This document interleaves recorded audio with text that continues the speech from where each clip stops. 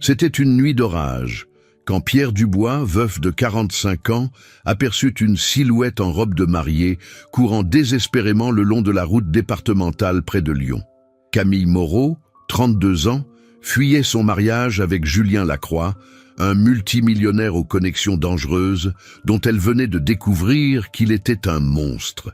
Quand Pierre s'arrêta pour l'aider, il ne savait pas que ce geste de bonté l'entraînerait dans un tourbillon de danger et de passion. Julien n'était pas le genre d'homme à accepter un refus, et il avait les moyens et l'impitoyabilité pour récupérer ce qu'il considérait comme sa propriété. Mais ce qu'aucun des deux n'anticipait, c'était qu'entre la douleur d'un veuf et le désespoir d'une mariée en fuite naîtrait un amour si fort qu'il pourrait défier toutes les menaces. Une histoire où la rédemption rencontre le danger et où l'amour véritable doit lutter contre un ennemi sans scrupules. La pluie battait violemment contre le pare-brise de la Peugeot 508 de Pierre Dubois, tandis qu'il roulait sur la départementale entre Lyon et Pérouges. Il était presque minuit en ce samedi de novembre 2024, et Pierre rentrait chez lui après avoir fermé son restaurant, le Petit Bouchon lyonnais, qu'il tenait avec passion depuis que sa femme Isabelle était morte dans un accident de voiture 3 ans plus tôt.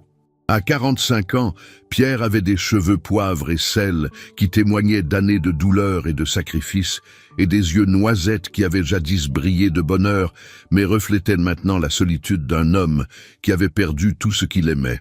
Le restaurant était devenu sa seule raison de vivre, le seul moyen d'éloigner les souvenirs et le vide qu'Isabelle avait laissé derrière elle.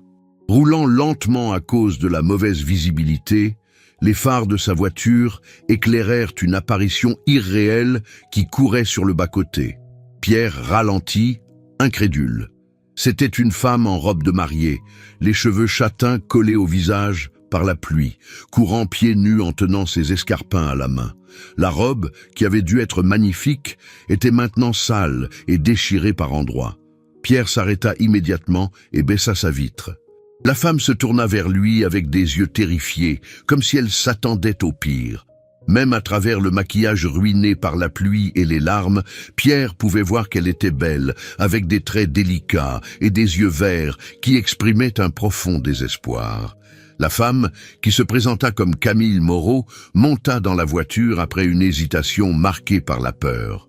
Elle apportait avec elle l'odeur de la pluie et une tension palpable, et sa seule demande fut qu'il l'emmène loin de là, n'importe où.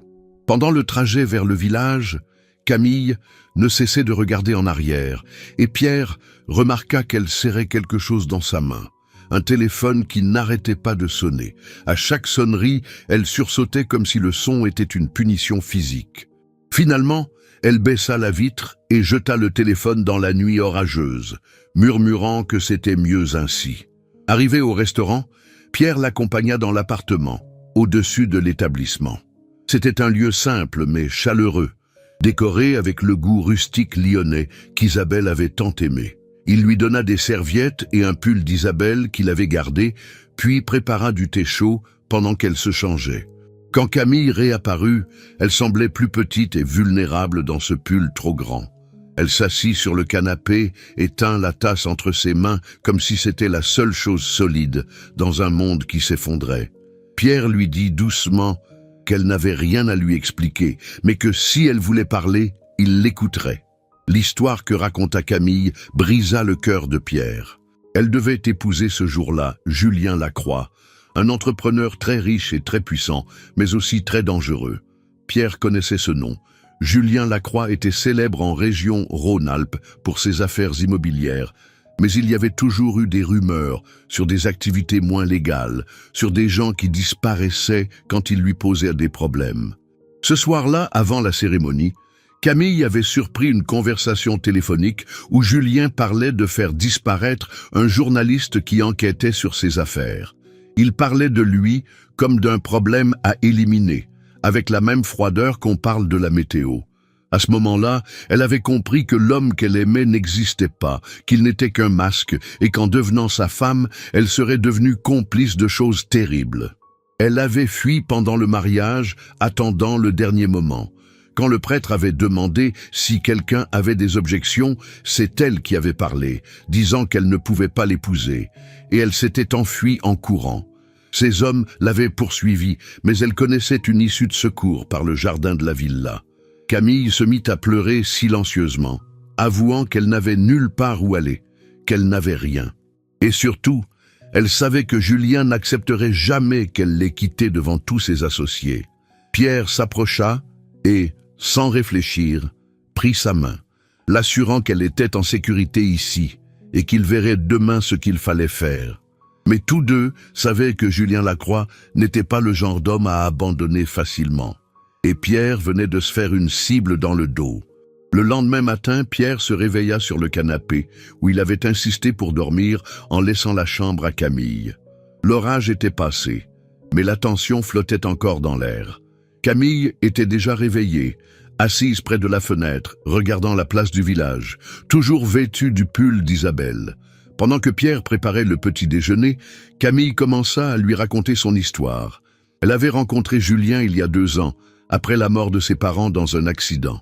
Elle était restée seule, sans famille, et il était apparu comme un sauveur, riche, charmant, attentionné. Il l'avait courtisée avec des cadeaux coûteux et des voyages de rêve, la faisant se sentir comme une princesse. Au début, il avait été parfait, trop parfait. Elle aurait dû se méfier quand il avait insisté pour qu'elle quitte son travail d'institutrice. Puis il avait commencé à l'isoler. D'abord des amis, puis des collègues, jusqu'à ce qu'elle soit complètement dépendante de lui, émotionnellement et financièrement.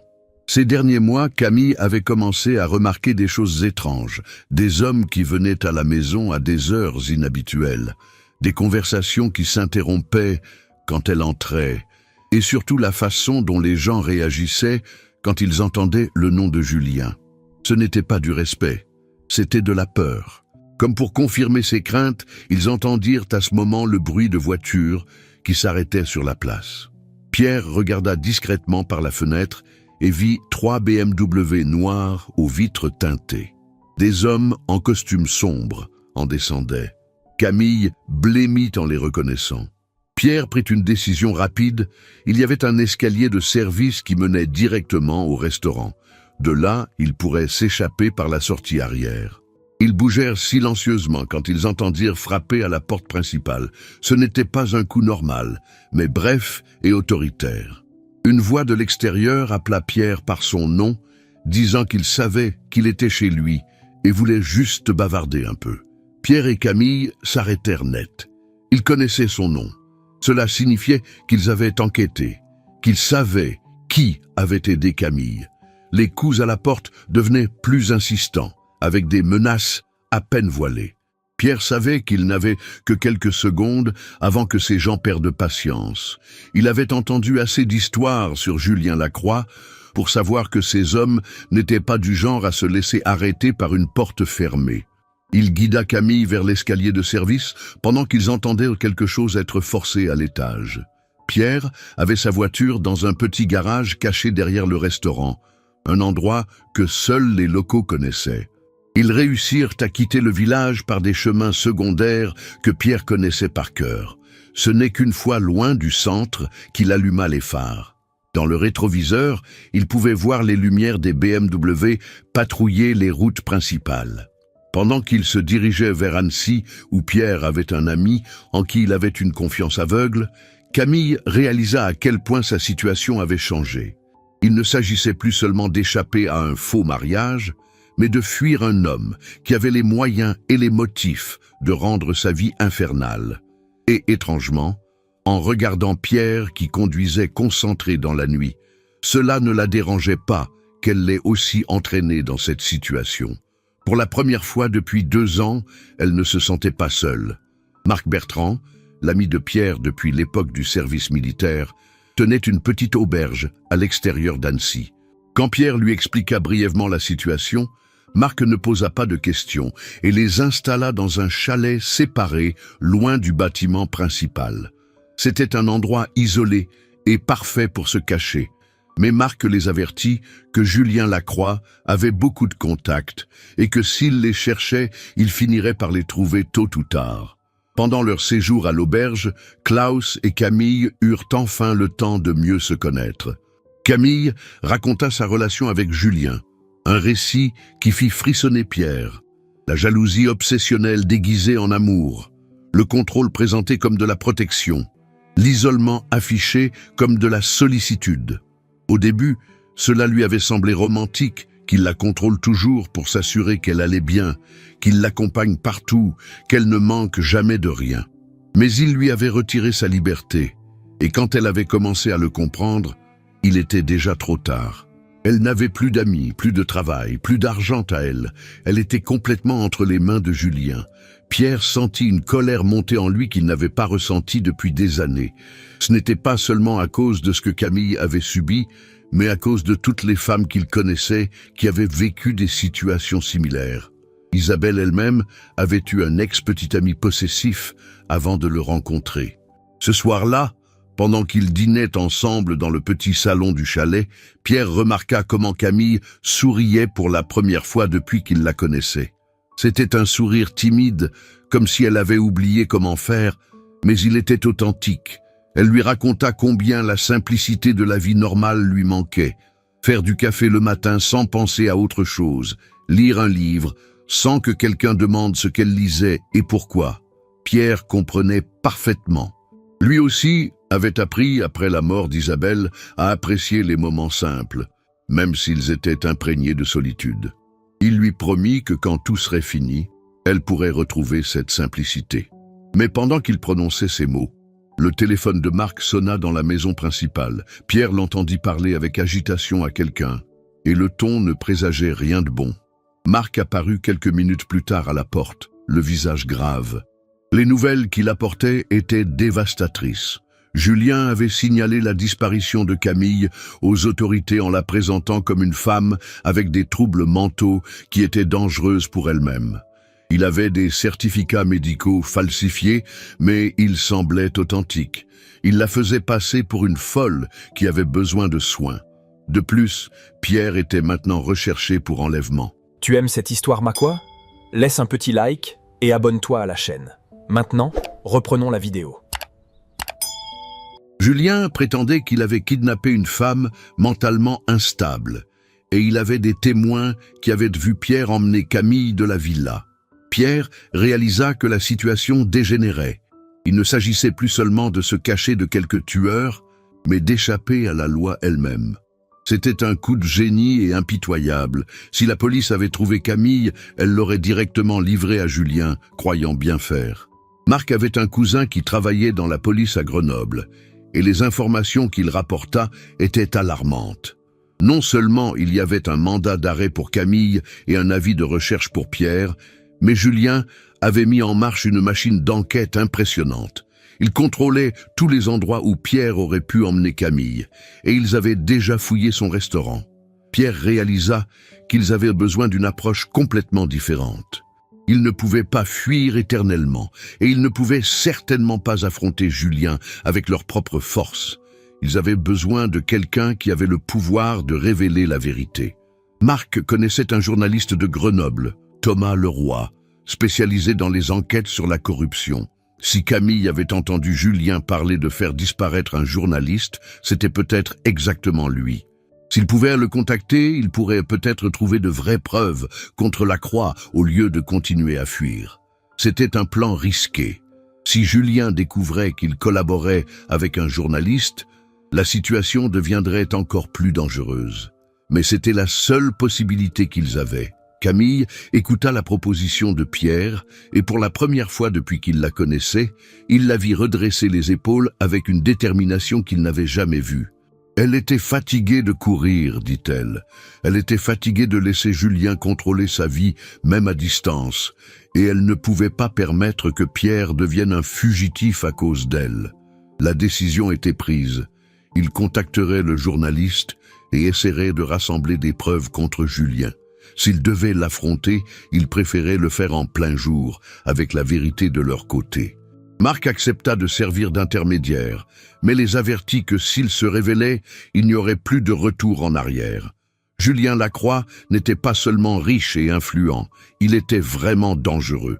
S'ils découvraient qu'ils collaboraient avec un journaliste, leur vie serait en vrai danger. Pierre regarda Camille et vit dans ses yeux la même détermination qu'elle avait montrée quand elle avait fui le mariage.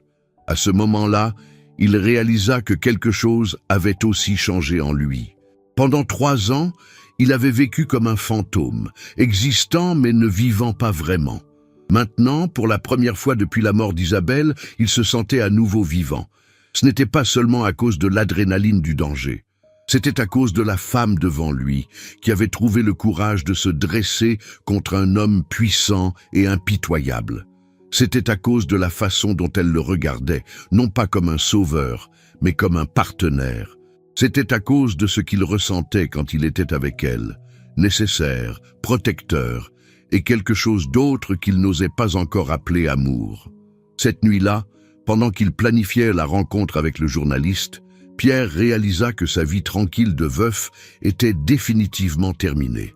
Mais en regardant Camille étudier les cartes et prendre des notes avec la concentration d'un général planifiant une bataille, il n'aurait rien changé. La rencontre avec Thomas Leroy eut lieu dans une chapelle abandonnée, dans les collines entre Annecy et Chambéry. Le journaliste était un homme d'une 40aine d'années, mince et nerveux, avec des yeux intelligents, qui ne cessaient jamais de bouger. Quand il arriva, il était évident qu'il vivait dans la peur constante d'être suivi. Thomas écouta attentivement le récit de Camille sur la conversation téléphonique qu'elle avait entendue, et ses yeux s'illuminèrent au fur et à mesure que l'histoire progressait. Quand Camille décrivit les mots exacts que Julien avait utilisés, que le problème du journaliste devait être résolu définitivement et qu'il ne fallait pas d'erreur comme la dernière fois, Thomas pâlit. La dernière fois, expliqua Thomas, faisait référence à la mort de Michel Durand, un collègue qui enquêtait sur les financements publics que Lacroix obtenait pour ses projets immobiliers. Durand était mort 6 mois plus tôt dans un accident de voiture, officiellement. Mais Thomas avait toujours soupçonné que ce n'était pas un accident.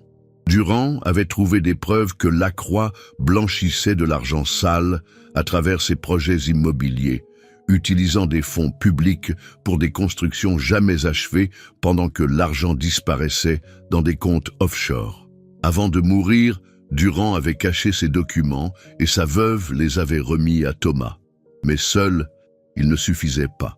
Il avait besoin de quelqu'un de l'intérieur, quelqu'un qui pouvait témoigner des méthodes de Lacroix, quelqu'un comme Camille. Thomas avait déjà contacté un procureur de confiance. Si Camille était prête à témoigner, il pouvait la mettre sous protection ainsi que Pierre et procéder à l'arrestation de Lacroix. Avec le témoignage de Camille et les documents de Durand, il pouvait enfin attraper l'homme qui terrorisait la région depuis des années. Camille accepta sans hésiter. Elle ne voulait pas seulement se libérer de Julien, elle voulait s'assurer qu'il ne puisse plus faire de mal à aucune autre femme. Elle ne voulait pas que d'autres personnes traversent ce qu'elle avait traversé. Mais pendant qu'ils discutaient des détails du plan, aucun d'eux ne remarqua la voiture noire garée entre les arbres à distance sécurisée. Et aucun ne vit l'homme avec le téléobjectif qui photographiait chacun de leurs mouvements. Julien Lacroix avait toujours eu des informateurs partout, et maintenant, il savait exactement où les trouver. 2 heures après la rencontre, pendant qu'il retournait à l'auberge, Pierre remarqua dans le rétroviseur la même BMW noire qui les avait suivis depuis Annecy. Son sang se glaça. Il accéléra et utilisa sa connaissance des routes de campagne pour les semer. Mais la BMW était plus puissante et ses occupants n'avaient pas l'intention d'abandonner. Pierre vit un chemin de terre qui menait dans la forêt et tourna sans ralentir. La BMW rebondit violemment sur les pierres, mais tint le coup. Derrière eux, la BMW fit de même. La poursuite à travers la forêt sembla durer une éternité, mais finalement Pierre atteignit les ruines d'une ancienne tour médiévale où ils se cachèrent. Là, entre les pierres recouvertes de lierre, Pierre et Camille réalisèrent à quel point leur relation avait changé. Ils n'étaient plus simplement 2 personnes qui s'aidaient mutuellement, ils étaient devenus quelque chose d'autre, quelque chose qui dépassait la gratitude ou la pitié. Et là, ils s'embrassèrent pour la première fois. pendant que le danger se rapprochait et que leur avenir était plus incertain que jamais. Quand ils se levèrent pour fuir les ruines de la tour, ils firent face à 3 hommes armés. Au centre se trouvait Julien Lacroix en personne, un homme d'une 40aine d'années, élégant même dans cette situation, avec des yeux froids comme la glace. Julien s'adressa à Camille d'une voix douce comme le miel, lui disant qu'elle avait beaucoup inquiété les gens qui l'aimaient. Mais Camille répondit avec une fermeté qui surprit tout le monde, même elle. « Il ne l'aimait pas », lui dit-elle. Il voulait la posséder, et c'était une grande différence. Quand Julien s'adressa à Pierre en l'accusant d'avoir pris quelque chose qui ne lui appartenait pas, Pierre répondit que Camille n'appartenait à personne. La tension était palpable, et Julien était sur le point de donner des ordres à ses hommes quand le silence de la forêt fut brisé par le son de sirènes qui approchait. Le visage de Julien se transforma en masque de colère. Camille expliqua que Thomas avait eu raison. Il avait déjà alerté les autorités. Il savait que Julien les trouverait. C'était un bluff partiel, mais il fonctionna assez pour faire hésiter Julien et ses hommes. Les sirènes se rapprochèrent de plus en plus, et finalement Julien fut aussi forcé d'accepter la réalité. Avant de disparaître dans la forêt avec ses hommes, il menaça Camille en lui disant que ce n'était pas fini, que ça ne serait jamais fini. Mais il se trompait. 10 minutes plus tard, Marc arriva avec la police. Thomas Leroy avait tenu parole. Il avait déjà mis la machine de la justice en marche. Les preuves rassemblées par Michel Durand, combinées aux témoignages de Camille et aux photos qu'un détective privé avait prises pendant la fuite, suffisaient à construire un dossier solide contre Julien Lacroix. 3 mois plus tard, Julien fut arrêté avec des accusations de blanchiment d'argent, d'association de malfaiteurs et de meurtre de Michel Durand. Le témoignage de Camille fut crucial pour sa condamnation à 20 ans de prison. Son empire financier s'effondra et beaucoup de ses victimes trouvèrent enfin justice. Le mariage de Pierre et Camille fut célébré au printemps, dans la petite église du village où tout avait commencé. C'était une cérémonie simple, avec peu d'invités, mais beaucoup d'amour. Marc était le témoin, Thomas le témoin, et la veuve de Michel Durand y assista aussi, remerciant Camille d'avoir donné un sens à la mort de son mari. Pendant leur première danse en tant qu'époux, Camille dit à Pierre qu'elle pensait que parfois les tempêtes ne venaient pas pour détruire nos vies, mais pour nous mener aux personnes que nous devions rencontrer. Pierre la serra plus fort et pensa à Isabelle, qui quelque part souriait sûrement, heureuse qu'il ait retrouvé l'amour. Pierre lui répondit qu'en la sauvant, il s'était en fait sauvé lui-même. L'amour ne remplace pas l'amour, il le multiplie. Et parfois, quand on s'y attend le moins, une nuit d'orage peut offrir une seconde chance de bonheur. La vraie victoire n'avait pas été la condamnation de Julien Lacroix, mais la nouvelle vie que Pierre et Camille avaient construite ensemble, basée sur la confiance, le respect et un amour né des cendres de la peur et de la solitude. Car parfois, l'amour le plus fort est celui qui naît quand 2 âmes blessées décident de guérir ensemble et de transformer une nuit de fuite en un avenir d'espoir. Si cette histoire t'a montré que l'amour véritable peut naître dans les moments les plus sombres, que le courage d'une femme peut inspirer un homme à se retrouver et qu'ensemble, on peut vaincre n'importe quel ennemi, mets un like avec toute ton émotion. Partage pour montrer qu'il existe encore des hommes prêts à tout risquer pour protéger celles qu'ils aiment. Raconte-nous dans les commentaires. Penses-tu que Pierre a bien fait de tout risquer pour Camille? Crois-tu qu'on peut trouver l'amour véritable dans des situations si extrêmes? Quel moment de l'histoire t'a le plus ému? Abonne-toi maintenant pour d'autres histoires incroyables d'amour né du danger, de secondes chances qui changent la vie et de preuves que quand l'amour est vrai, aucun obstacle n'est trop grand.